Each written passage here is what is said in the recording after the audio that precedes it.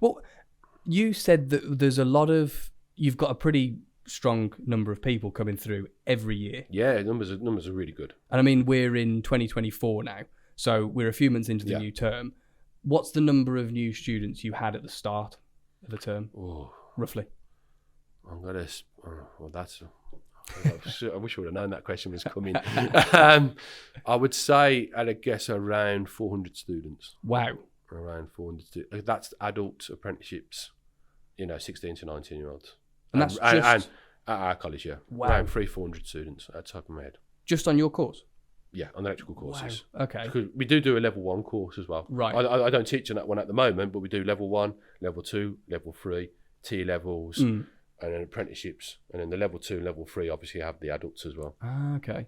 And is that, I mean, I don't know how much information is shared between colleges, but is that pretty common around? I would say if you went to another college in the West Midlands areas, I would say that all construction courses would be very busy. So that's healthy numbers. Yeah. It's really healthy numbers. Do you expect large drop-off?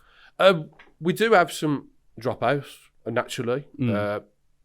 As 16 to 19-year-olds, when you leave school, it's very difficult to know what career path you want to do for the rest of your life.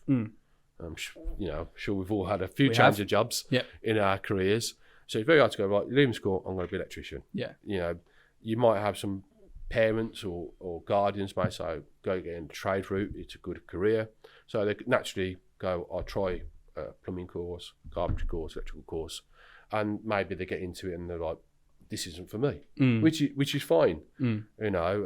We still got hopefully get them complete, or we can move them on to the right course as a college. Right. So we try and keep them. If they're not happy on electrical and you want to try plumbing, we try to do some swaps. Okay. It's not as easy. On paper, it sounds very easy. Yeah, but then you've got a whole catch-up thing to do. Yeah, of that.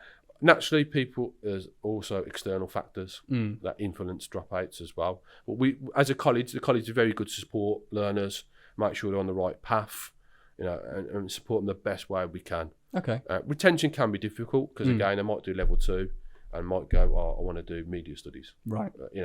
So that way, as it goes up, the numbers do drop out a little bit. But as a college, I think the college is very good at supporting the learners, make sure they're on the right course. Okay. Give them extra support if they need it. Why do you think that so many younger people are attracted to the construction roles or construction courses? As I was saying before, I still think the generation, their parents, guardians, family members will always say, and I agree, a trade is for life. Yeah. Once you've got that skill set, you can come back to it. Yeah. If you wanted to. Once you've got it, you can come back to it. It's a bit like riding a bike. Yeah. And there's always got to be a need for those skill sets. 100%. The robots haven't come out just yet to wire a house or plaster a house or do some plumbing just yet. Hopefully they don't come out and do that.